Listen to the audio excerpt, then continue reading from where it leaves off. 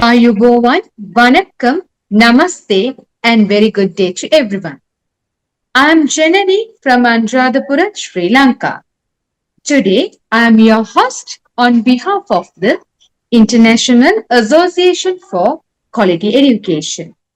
The International Association for Quality Education is a non-profit international organization working with educators across the global society to ensure quality of education and contribute to achieving the Sustainable Development Goals.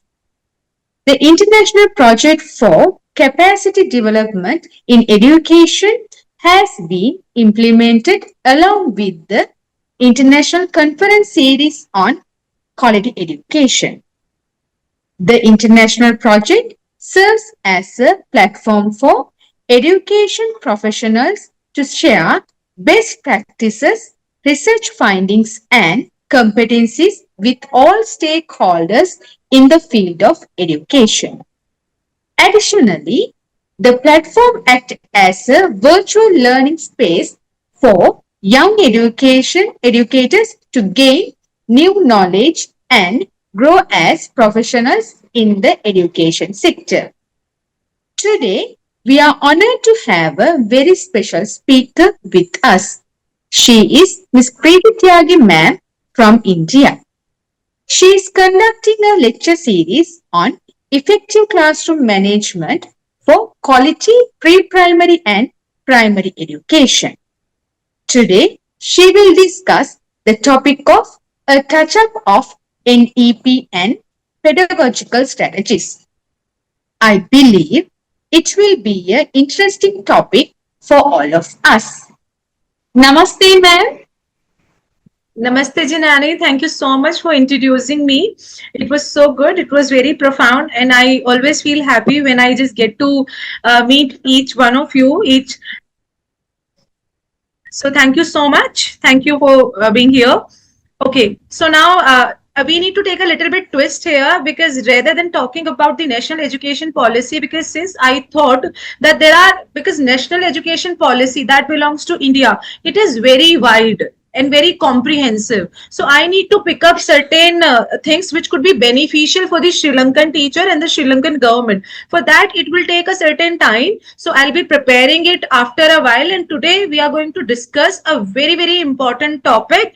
And yes, let me share that what this topic is all about, but you will like it. Even the teachers and the students will learn a lot from this topic. So as I told you that we are going to talk about very, very important topic, and the important topic for today is active learning.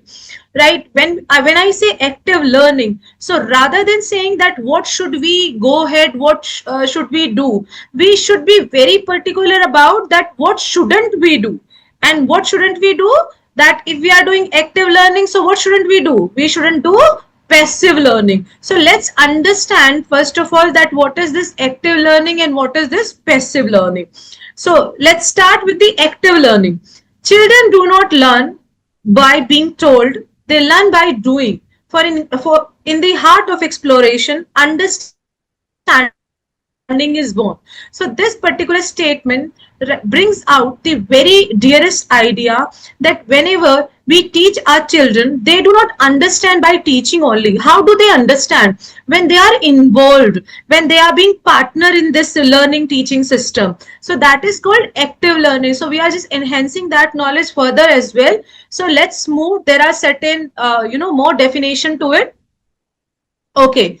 Active learning is a teaching approach that actively engages students in the learning process. It is not always about the speaking, the way that the teacher keeps on reciting the literature, keeps on telling the process, keeps on doing everything in the class, no matter that how hard he or she tries to communicate to the students. But unless he or she involves the student into this activity, they won't be able to understand. until unless the teacher encourages them to be the participant and take responsibility, right? It will always be a kind of a bookish knowledge. So that would be called as a passive learning, when the teacher is doing his part but the children are uninterested into this learning system. So rather than passively receiving information from a teacher or textbooks, now what are the key characteristics, what are the specialities of this active learning? First of all, it is student centered, it is not teacher centered, right? That wherein the teacher is doing everything and students are only listening. They are seated at their desks, they have, their books opened in front of them, but what is the end result? End result is the zero. They are just simply seated there because they are forced to. No, that is not active learning. In fact, that is a part of passive learning, and passive learning is strictly prohibited in the school, in the classes, from everywhere. So student center means that we are focusing on what are students doing, what sort of narratives they are building up, what sort of a presentation they are bringing forth, not just what the teacher says. Now, another is involve higher order thinking. You must be remembering that in our previous lecture series that we talked about the Bloom's taxonomy, that wherein that bifurcated that there are certain the low order skills, that remembering and understanding, but there are something high order skill. For an example, analysis. Analysis means weighing out the pros and cons, finding out the benefits, advantages of everything. So what sort of a teaching promotes the analysis, synthesis, the kind of similarity, interdisciplinary approach, and evaluation, and the creation? These are the higher order skill, and basically these are the need and necessities of this 21st century. So teachers have to work on inculcating these higher order thinking skills. And how are they going to be inculcated? That when the learning is active, when there is an involvement from the student sides. And how are we going to involve the students? When our lecture is interested, when we are engaging them, when we are believing in students capacities and abilities. Now, another one is interactive. It shouldn't be like that teacher is doing all the talking, teacher is doing all the teaching. No. Again, it would involve the discussion, collaboration, problem solving, peer teaching, wherein that he is, inviting the narrative, he's inviting the discussion, collaboration, he's just making them, and he's just bringing up these pairs and asking them to do certain work. So what sort of a work they are doing it, right? It makes them the interactive, it makes them interested into the topic. So when we are just making our teaching student centered, in higher involving higher order thinking, that we are emphasizing on to the higher order skills like synthesis, analysis, creation, assessment, right? These are the higher order thinking. And not only that, it's not a lopsided, in fact it's interactive, it's a two-way communication. So it means that now that we have given the way to the active learning. Now, how are we going to recognize, because we are so engrossed in imparting the knowledge to our students, so how are we going to learn that what is active learning? Are we doing this active teaching in the class? See, when there are certain kind of questions that we can notice amongst the students, it means that yes, that we are onto the right track. For an example, that we have taught something and now the students are discussing, like, I can maintain focus on my activity for a period of a time, I can show higher levels of energy, fascination. When children are coming up with these sorts of questions, like it will take you to the listening presentation. Then when we talk about that, what is the difference between hearing and listening? So listening involves the active hearing, basically when our mind and our brain is engaged in whatever that we are hearing. So exactly, it goes well with the active learning as well, when the teacher is teaching something but simultaneously it is motivating the children to come along with their different questioning, right? They are self motivated, they do not need the external push, right? They are feeling like coming to the class. They are feeling like just to be into that topic and be into the moment. They are not physically present in the class, simultaneously mentally as well. So when you will recognize, and how are we going to recognize? See, we all are teacher, we can easily recognize that how effective our lesson is going in the class, and how sort of interest that we have created in the class. See, there are only two reasons that why a student doesn't study, right? Either the topic is uninterested and we are not bringing that interest, or there is some problems to it, right? So in these two reasons that we have to identify. Another reason that we talked about the mental, wellness, when we have done that presentation, when we have done that lecture, and that mental wellness and mental being. So we just talked about.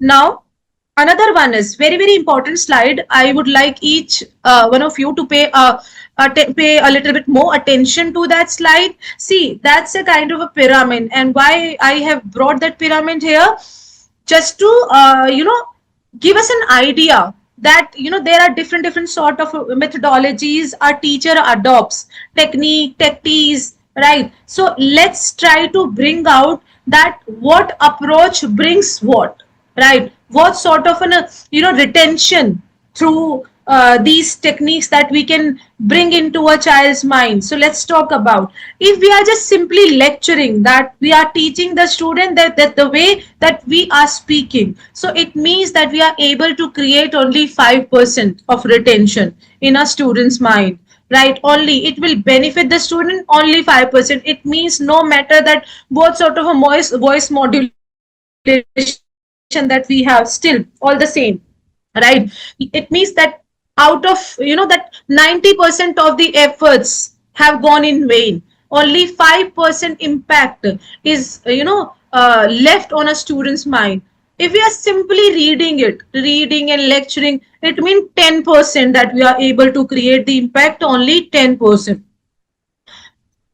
We are speaking with simultaneously that we have taken the assistance from the audio visuals, that there are visuals, there is audio. So it means that 20% that we are okay, that we have imparted the education only for 20%. Demonstration, if we are showing something, see, these are the parts of passive learning till now, because in all those processes only the teacher is doing the bit. You just realize it and you will find only the teacher is doing everything. There is no involvement from the student side. If I am lecturing, it means I am involved. If I am reading to them, I am involved. Audio visual, I'm showing to them something, I am involved. I am demonstrating something to. It means that I am only involved into the discussion. When we are discussing, I cannot take the discussion further. Can I do so? I can't. How could a one person do all the discussion? No. It means that definitely this time I'll be needing the assistance from my students. I'll be needing them as a partners in this teaching learning process. So now that will impact 50%. It means half of the journey is over. Now, what about the other half? We cannot leave our students just like that, achieving only the half, right? It means now there is something more that we have to do. Practice and doing. It means that once we have taught them that how things are going to happen, now this is the time that wherein they have to replicate, they have to practice. And when they will practice that, when they will create something, it will make them to learn 75%. Now, again, what about this 25%? Should we leave them just like that? Should we be happy? Should we, make the parents happy by saying, okay, your child has learned 75%? No, this is not our job done. We have to do something more. And what is this more? Teach other. It means peer teaching. Now our children are ready, right? If they have practiced, they have learned. So until unless they are just replicating it, they are just not giving it back, so everything is useless. When they are confident enough, right, to give it back to others the same way they have received, so it means that 90% of the education is done. education is done. We have reached a good number. What about this 10%? Yes, actually, this 10%, if we will leave that pyramid here by saying, okay, children, 90% of the job is done, you all are intelligent, stupendous, fantabulous. No, that is not going to happen. We have to work on 10% more. And what is this 10%? It means that wherein that we have to ask and motivate our students. See, this 10% is the practical learning. And you have to work according to the situation, according to the people, according to the needs, right? And because as of now nobody is aware about the uncertainties, right? Sometime, no matter that what sort of a planning that we do, our planning would fail, but we can't be failed. Why? Because we have always something in the backup. And what is this backup? Our readiness, right? The real learning always teaches that we should not give up.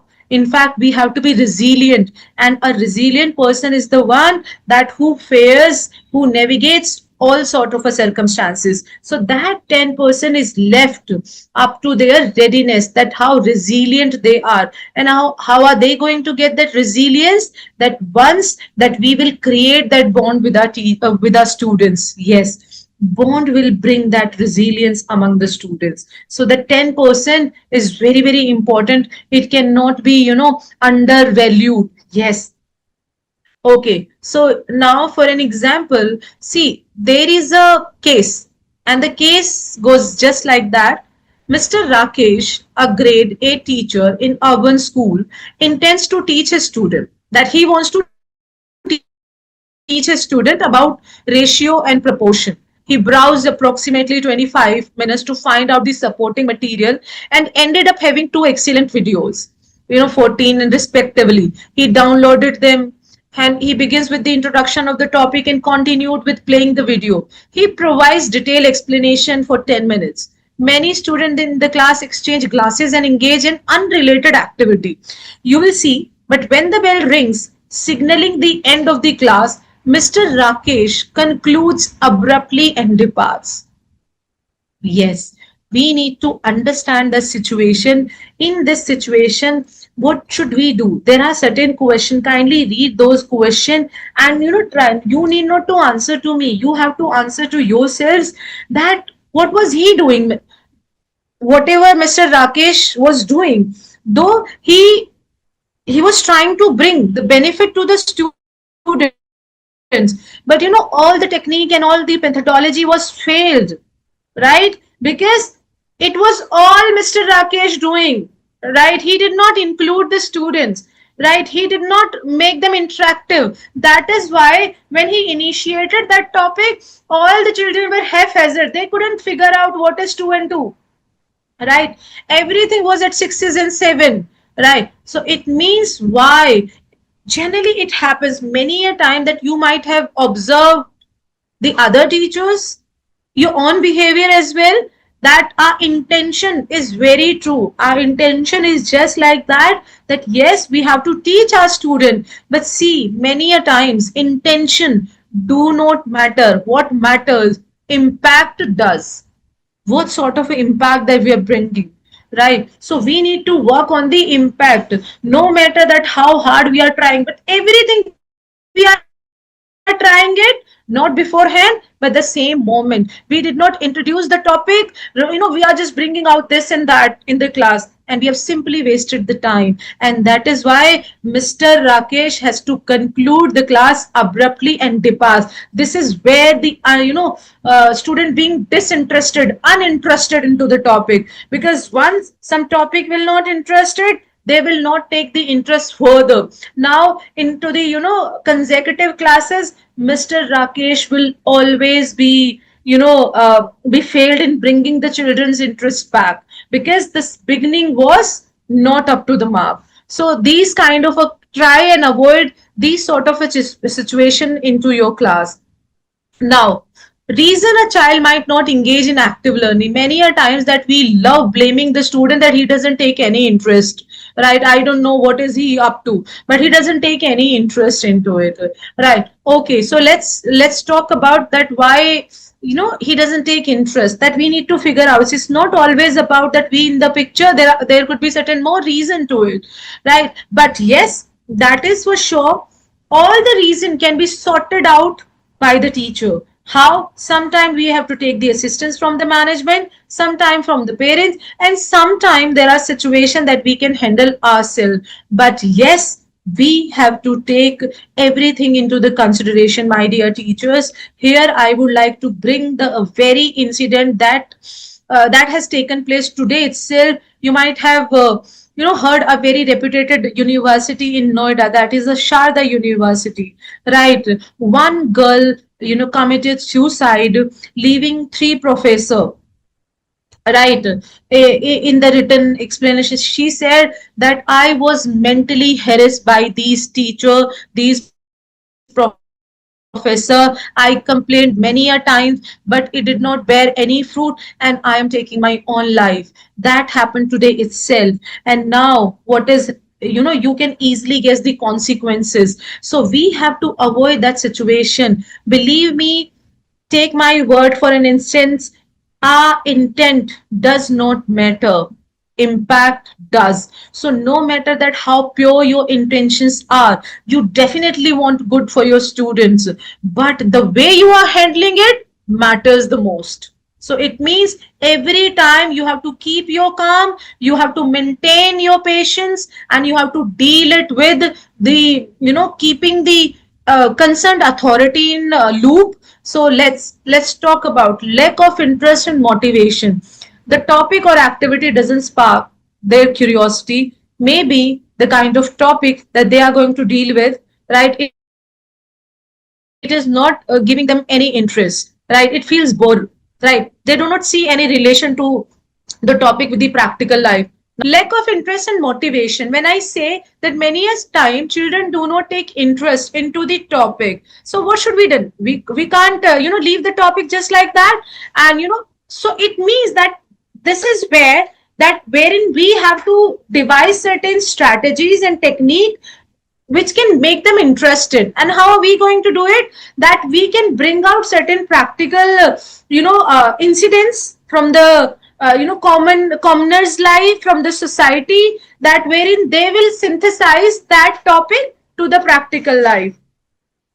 Now, fear of making mistakes. Many a time that you might have come across certain students that way they do not answer because of the fear that the question might be, they might respond wrongly. Yes, this is where that we need to pat their back by saying, okay, we are not looking for the very precise answer, but we are looking for the answer. And answer could be right and wrong. When you use that sentence, believe me, everybody would come ahead to share the answer. Because generally that I keep saying saying this into my class, that so if you can answer the question right, it means that you are the leader. If you cannot, that you will learn it today, but without answering you will never learn. So these are small sentences that wherein that we have to bring them into into the process, and that way they will come over their mistakes. Now, not feeling confident and supported. You might have come across wherein there are certain students which are quite favorite to the teachers, but others feel themselves neglected and unsupported. This sort of a tendency that we have to dilute from the system.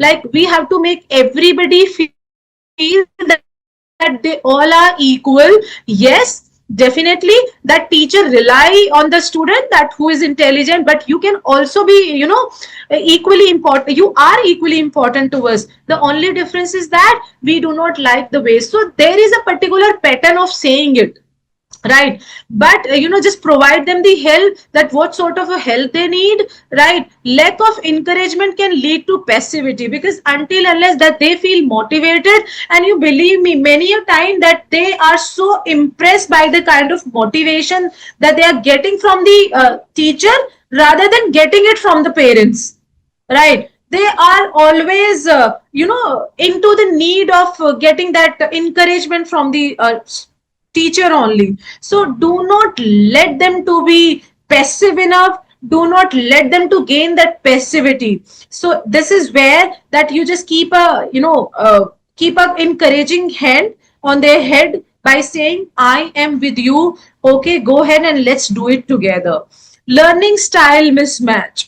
Okay, sometime that you might have observed the teaching or the kind of activity that you are doing in the class, it will not suit their way of learning, right? They might need more visual. It means that you're talking and reading, but no, they need a kind of visual presentation, right? It may happen. For an example, I would like to bring out my own example. There is a chapter in 11th, and the name of the chapter is Ailing Planet. This chapter deals in the deteriorating condition of Mother Earth, right? That how selfish that we have become in consuming the natural resources, what sort of deforestation that we are causing. But I happen to be Chhattisgarh, right? So the kind of explanation that I have been providing my student when I am here in the NCR, and when I went to the Chhattisgarh and I thought of bringing out the same example, I felt that very moment, no, these examples are not going to work here. Because I say to my student in NCR, in Delhi, see, you can see around the kind of skyscrapers that you are bound to live in. You don't see any trees around it. It is always the pollution. But in Chhattisgarh, there was no such pollution. Even there were trees all along the way. So it means this is where that I have to bring out something visual to make them understand that why this chapter has been penned, why the topic has been included into the syllabus. So this, all the W's that we have to answer to the students. Believe me, what, when, where, why, and how. When we will learn to answer these W family, I say W family, that children will automatically take the interest in every sort of, learning and teaching process. They will be the partners. How to encourage active learning? By again using the acronym SMART, that we have to be smart. We have to make certain goals that are specific, that we have to create the teaching well in advance. We should not take the precedent the way Mr. Ashok has done, that he was doing everything on the 11th hour. No, in fact, that we have to prepare everything beforehand. We have to make our objective very, very clear and very, very specific, measurable. It shouldn't be like that whatever objective that we are playing, planning, they all are going haywire. No, they are to be measurable, that we can count, not exactly 1 2 3 number that we can count it. No, it means that we can take them into the consideration, that this objective is bringing what, how this particular objective is inculcating the learning among my students. Attainable, can we achieve? Then I hope that we are not making the abstract objective. It means the kind of objective which are good on the paper, but in real life they are nowhere to be seen. Relevant, yes, all the objectives are to be relevant. It's not about that we are putting the objective, they are country specific, they are society specific, they are ethnicity specific. No, since we are dealing the generation which is to be called as the global citizen, it means that whatever objective, whatever goals that we are setting for them, they are relevant to the universe, they are relevant as per the needs of the world, and time based. Until unless that we put anything to the time stipulated time, nothing is going to be completed. Otherwise, thing will always be into that into that boring and exaggerated ways. Okay, so let's make them time bound. Now, what is why is active learning important, right? Because until unless that we answer the question why, right, all the learnings will go wasted. So because it enhance engagement, if we have adopted the active learning method, it means that we have automatically enhanced the engagement from whom? From both the parties, teachers as well as students. deeper understanding. When they are into the active mode, all sort of activity makes a person active. So it goes well with the learning as well. So when we have enhanced the engagement, student will understand deeply. It will improve their retention and transfer of knowledge. They can further replicate their knowledge to others, right? They can retain. It's not about that today they have learned something and tomorrow everything is gone. Development of critical skills. Yes, high order skills. Critical skills are equal to high order skills, right? So they are going to get the high order skills. Now enhanced, increase student autonomy, child led, very very beautiful, I must say the sentence, that class will be, student centric, child led learning. It means now it is no one way communication but the two-way communication. In fact, the students are taking a good leverage. And hence social interaction. Yes, when the students are good at conversation, good at discussion, good at interaction, automatically they will increase their social interaction. And because nowadays this is a kind of a universal problem that children are best being confined to their own room, being confined to their own homes, being confined to their own society, but they are not so comfortable being being mingled with everything and everything that whosoever comes in contact with. They feel shy, sometimes they don't feel like talking, sometimes they may their behavior may lead to the insult to others. So preparation for future challenges, of course, when these students are that much active, undoubtedly they can sail through any kind of a challenges. I talked about the 10%. 10% learning is all about just sharing and just navigating all the future challenges and problems. Now developing children question and questioning skills. Questions are, even everybody has proved it. Every the literary minds and the philosopher and even the politician, even the great minds of the world, they have proved the power of questioning and question. If most of the time a beautiful answer is dependent upon the beautiful question. So we need to teach our student the art of questioning, because it's not about random question. Questioning is an art, we have to cultivate it. If we'll stop making our student to ask the question, it means that we have somehow that we have curved a very beautiful art before it was bloom. Teacher is a co-learner. Environment as the very, again I must say this is my favorite when I say so, environment as the third teacher, right? All sort of a learning will be waste until unless that we create the environment for the same. You can apply this to you in that way you will learn it in I'll let me give a very layman example to you, right? The kind of the beautification that we do to our homes, we do to our offices and everything around us so that we can feel good. In the similar manner that we have to create that enriching environment to us students. Treat environment as the third teacher. First is the teacher, second is the students, and the third is the environment. If these three teachers are together, nobody can stop the learning happening, right? So active learning promotes engagement, deep understanding, retention of knowledge, development of critical skill, autonomy, social interactions, and prepares students for the unseen challenges and successes as well. Now, challenges to overcome. How are we going to produce it? Classroom management. Very first presentation of this series was again just knowing the class. So this is how, if we know our class, we know our student, classroom management is quite easy, right? Planning and preparation, we should not take the precedent of Mr. Ashok that he was doing everything at the same moment. We should do the planning and preparation beforehand.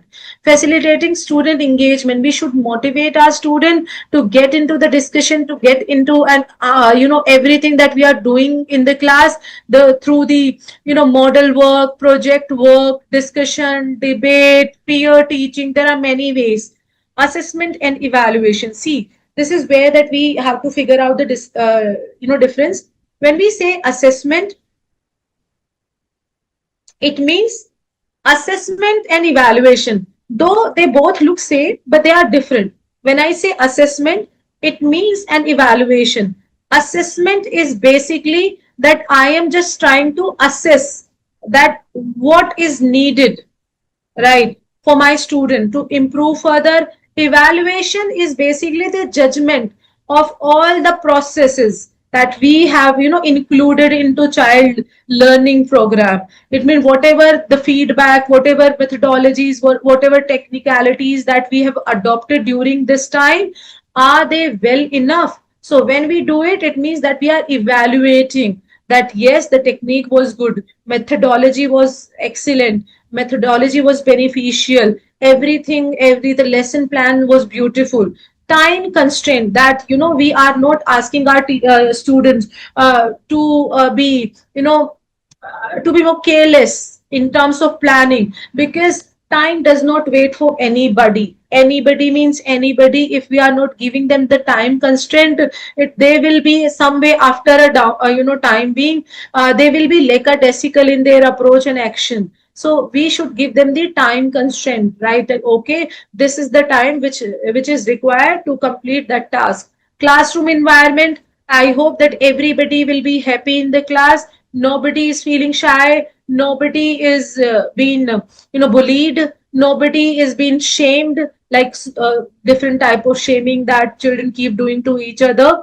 That differentiated. Nobody is feeling less motivated, less favored. This is how differentiated instruction that we are bringing in the class. It means a class is a combination of a different brain. So if, we are just giving a different kind of a technicalities and strategy to everyone. And yes, technology integration, we cannot live without the integration of our technology. Yes, this is the technology led world. So it means that we need to make our students aware about the technology, but simultaneously that we should also make them aware the ethical use of the technology, because technology can be a boon and bane as well. This is up to us, that how sensitive that we are in using this technology. So yes, we need to make them understand that yes, technology is so good, so good, right? But simultaneously it can create problems as well if it is not used with the proper guidelines. Resistance to change, many a time people, even I would not say that only children, but everybody, even we and you, we all are resistant to change, right? Ignoring the fact that change is the only constant. So we need to make and prepare our children for the changes, right? For any sort of a changes. Yes, there are two picture. You can see the difference between these two picture. You generally, if I'll talk about the stereotypical understanding of that picture, wherein that active is written, it will say, oh, the class is so disturbed, everybody is talking. No, parameters are changed. This is the classroom that we are looking for, when everybody is engaged, not in talking, but they might be discussing. But in the passive class, everybody is seated quiet, pin drop silence is maintained, teacher is standing, teacher is doing, but everybody is so into that sleeping mode that nobody is looking to the teacher. But in the other picture wherein active is written, you see that they are talking, but no, they might be discussing. So we have to create a class wherein the children are discussing. Right. So how initially they both are viewed. Passive learning is overstimulation. We are feeding our students one information after the other and so on and so forth. Right. Children are at the receiving information and ideas only. But when we say active learning, children are doing, observing themselves, involvement, creating, weighing, analyzing. Yes. Right. And how are they going to do it? Group discussion. Just free them for the group discussion, right? Bring them the case studies, the kind of case studies that I have shown to you. Just give them the okay, give them certain character, fictional character. okay, Bill, this is the problem. What do you think that how this problem is going to be solved, right? What do you think that whatever he has done, was it to be, good enough? Or you can say that if you were at his place, how would you behave? So these were certain kind of a case study that you can create it, or you can browse it, or you can, find out through any material. Problem based learning, right? Give them the problems and ask them to find out the solution. Peer teaching peer teaching we already discussed about that, wherein the same group students are teaching each other. Simulations in the role play, we can do it. Hands-on activity and experiment, the kind of experiment they keep doing into the labs, right? Why it matters? Because when they are engaged, again the same thing is coming up: retention and understanding, motivation, engagement, good communication, collaboration skill, critical thinking. Because if they are solving the problem, they will come across many failure as well. When they will deal with the failure, it means their critical thinking is enhancing. They will try to find out, does this particular technique will not work, but the other thing will work.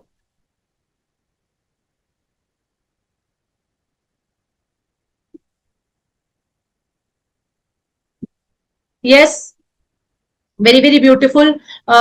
It will sound a little bit strange to you when I'll give you that technique, but if you'll take a deep dive, you will find, yes, these are very very new techniques,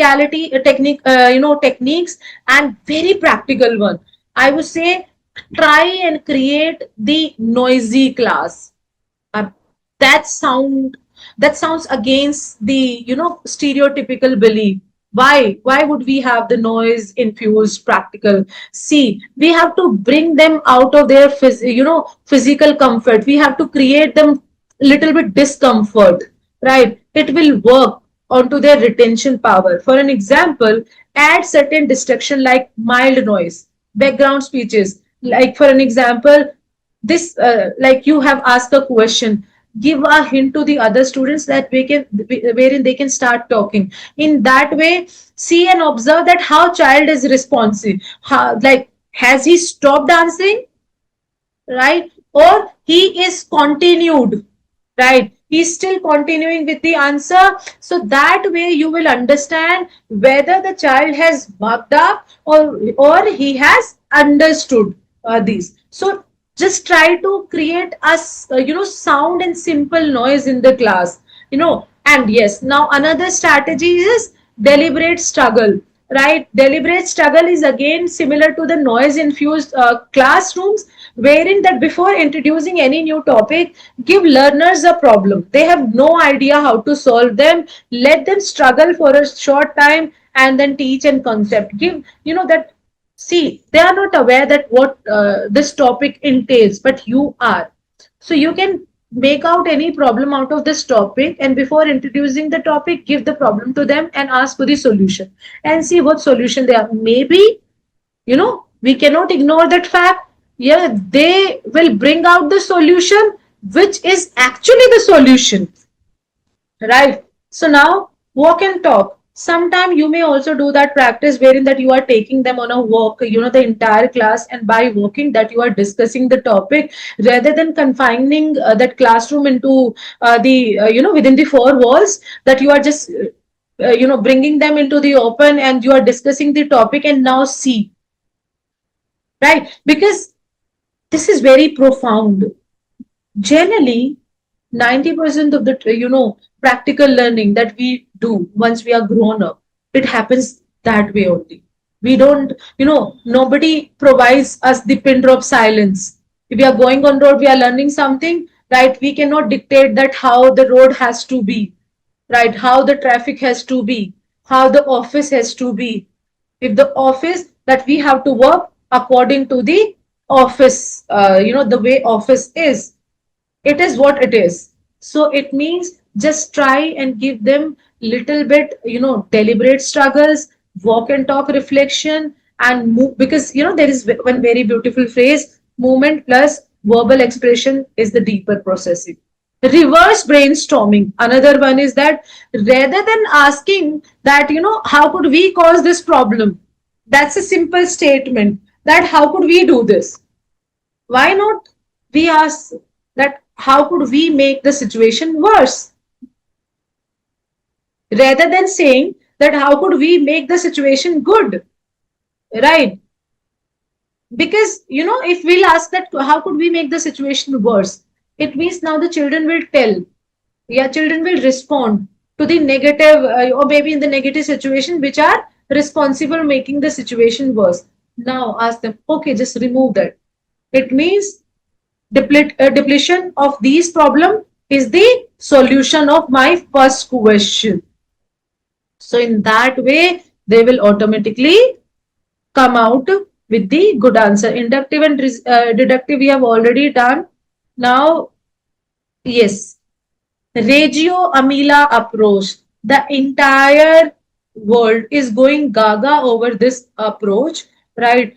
You might have read in the newspaper, you might have heard in many of the workshops as well, that what is this Regio Amila approach, right? The Regio Amila approach is undoubtedly the active learning.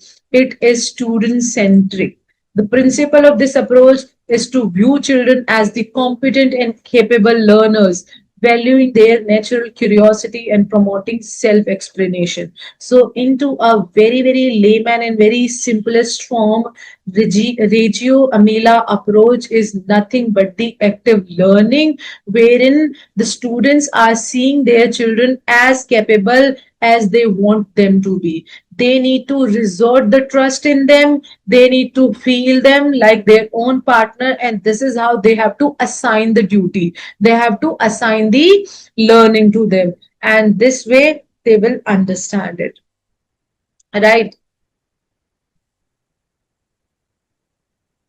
So now give them certain, just uh, do not encourage the traditional learning or traditional teaching pattern in the class, rather than try and make the simplest form, right? That for an example, there are certain activity, I don't know, that English, that for an example, I think I have discussed it earlier as well, right? Wherein that 1, 2, 3 and 3, 2, 1, I have shown it through the act, for the active and passive topic. Like if it is active, it is 1, 2, 3. If it is passive, it is 3, 2, 1. So when you will do it, children will further ask the question out of curiosity, out of interest. They will not find the class boring. In fact, engaging one. They will say, "Ma'am, what does this say? 1, 2, 3 and 3, 2, 1?"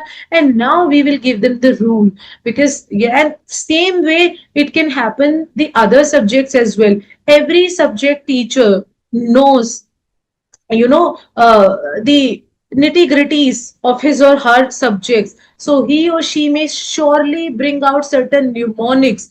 You first produce the mnemonics to the students, and this way make them interested. Once they are interested, just give them the difficult task as well, but never ever begin the class with the difficult explanation that this is what this is. No, first, the first thing is that let the interest be cultivated. And now we going to the do, oh, this is very simple, today's topic is very simple. In fact, that many of you are already doing it, or maybe that it is being happening at your homes as well. Now this way, this sort of a communication will definitely propel them to ask the question, and then they will ask the question. It means somehow that we have laid the foundation for the active learning. This is where that we need to actually play the game. Now we have to bring the hardest explanation, and you will see and you will amaze. Now the hardest part is not seeming hardest to them. They are taking them the way they have initiated, so this way children would be much more learned. Children would be much more interested in the topic. So that is how the active learning will play, the will play for the benefit of our students, will bring that the beneficial outcome from our students, the kind of outcome that we always look for, the we always need from our students. And yes, because that is for sure, right? No matter that how we are good at us our subjects, but if you are not being playful, if we are not being, interested in bringing out something new every day, if we are against it to the old downtrodden ways of our subjects, no. Today's generation is far more intelligent. So they can easily get to know it through the YouTube videos, tutorials. No, what else they need us? They need us for that humanly touch. And how is that humanly touch possible? When every day we are giving them something out of the passion and out of the emotions. So that way, I conclude, my topic here for active learning. So let me add a little bit, humor to it. I one day I was just watching that podcast, and I just heard somebody saying, do you know that why people do not understand the scientific explanation of the scientist? Because if you have seen any scientist interview, he's always having that flat face, eyes are always just the same, right face is always just the same, emotions are always just the same. He, no matter that how intelligent he is, but still he is always unable to make an impact on the audience. But on the contrary, stand-up comedian, he leaves the impact on the people. Every now and then people burst into the laughter. So why is this happening? It's not about the lack of knowledge and the gain of knowledge. No, it's about that how well they produce it. So it means you may not so be good at your subject, but if you are involving your passion to it, you are the reverend person for your students. So let's hope to be like that teacher which is actually bringing a change in student. So from my side, Rashmi ma'am, over to you.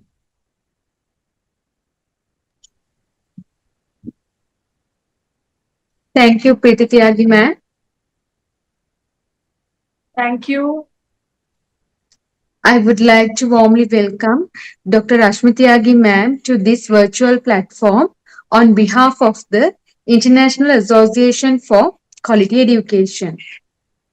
Dr. Rashmi Tyagi ma'am is a well-known edu leader in India. In fact, her reputation extends beyond to many countries, especially in Sri Lanka, where she is highly respected to her tremendous leadership in advancing educational quality across the region. Namaste, ma'am. Namaskar. And I would like to invite you, ma'am, and love to hear about today's session, ma'am. yes. Actually, it was a wonderful session, and it is the need of the hour that we should change our classrooms. I also was giving a training in a very good school, like the schools in Sri Lanka, about the classroom management. So, in the classroom management, we have got 3, 4 things. So, that is the two things I will mention here. That is content management. Content management means that what you are going to teach and how you are going to teach. That, what kind of a lesson plan, in what way you will present it to the students.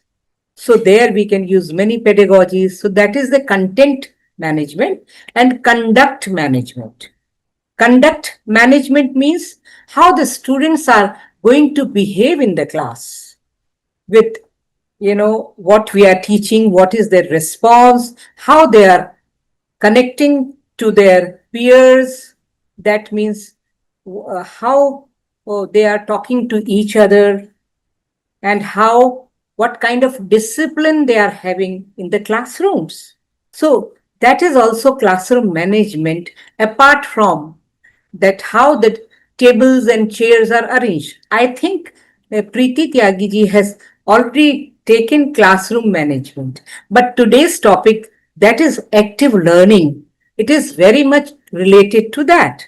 That how something is being taught in the class, whatever you are teaching, if lots of activities are done, So passive teaching means that the teacher is giving a very good lecture, but there is no participation of the students.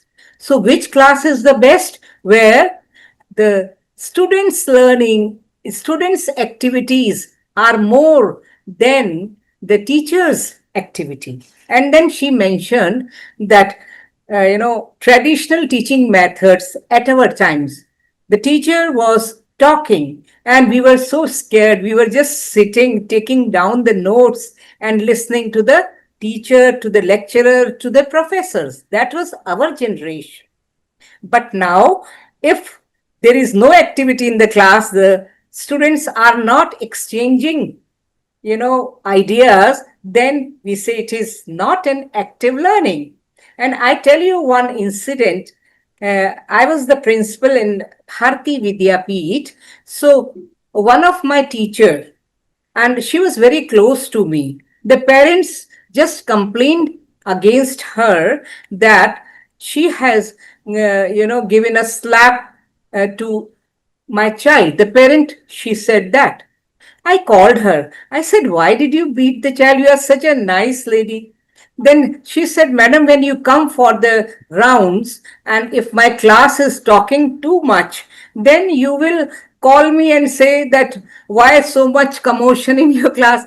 Then I told her, "See, if your class will be quiet, I'll say that you are not teaching them well, because there is no activity. Everybody is just like sitting there. But if there is activity in your class and I can see some noises or maybe some other good voices coming out of your class, I will appreciate you." So Preeti, did you mention that today?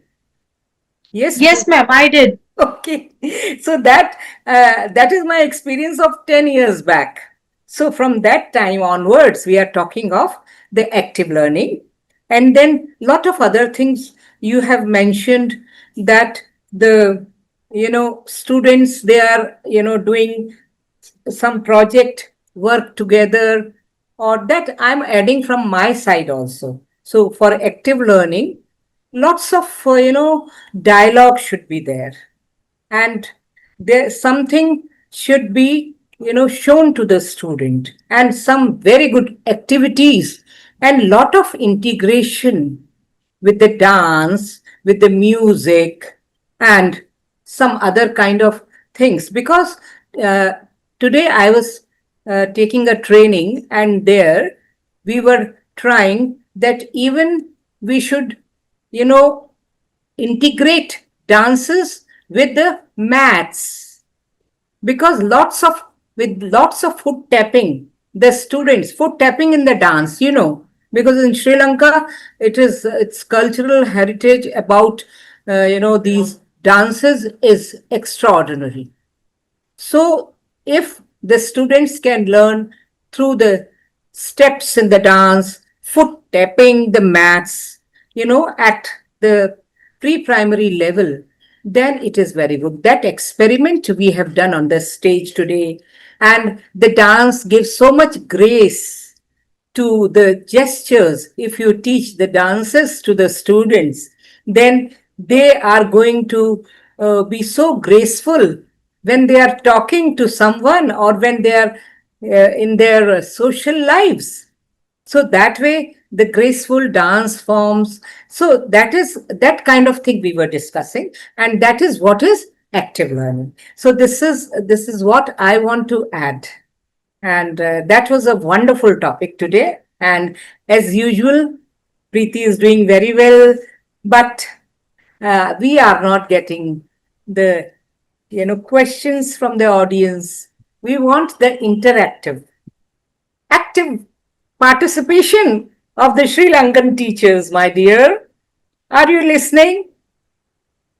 Hello, Yes, Preeti? ma'am. Yes, ma'am. You also tell them today, you give them a message that if the active learning is taking place, then active response, and response at least behind the cameras, they can talk to us.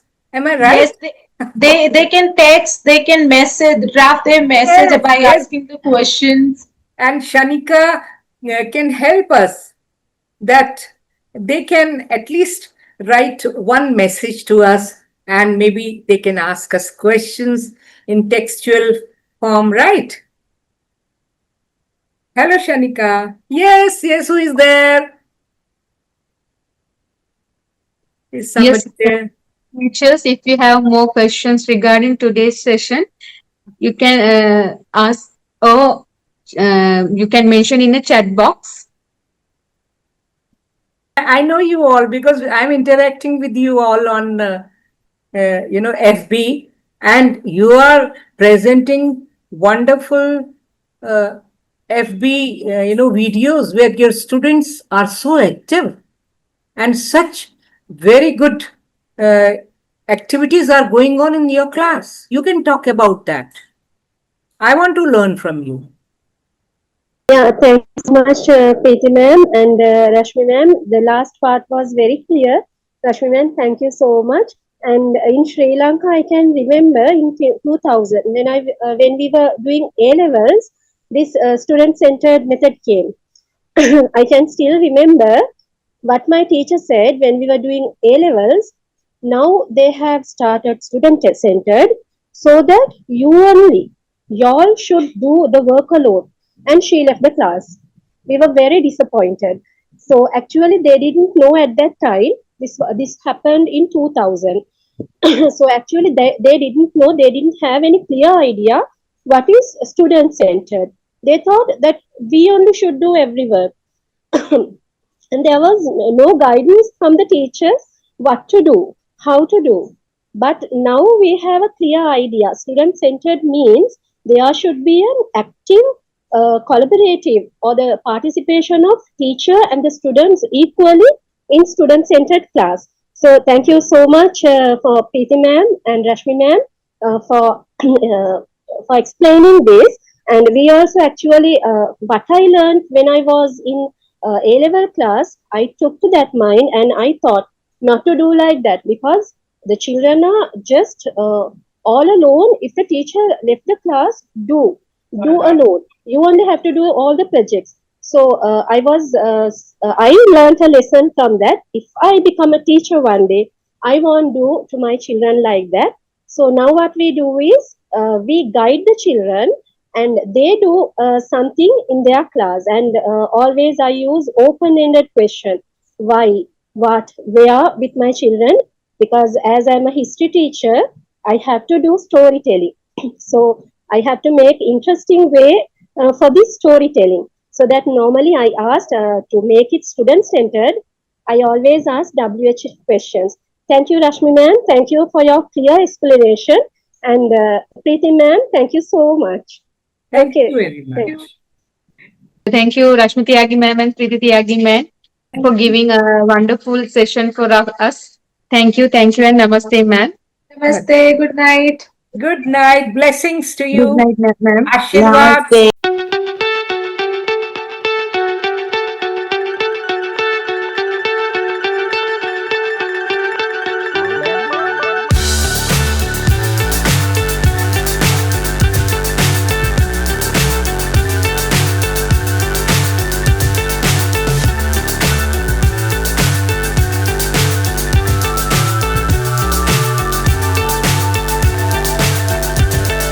Fly so high, I'm hypnotized.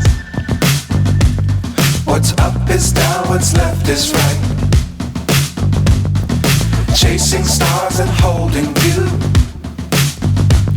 I can't see the end, but we'll see it through.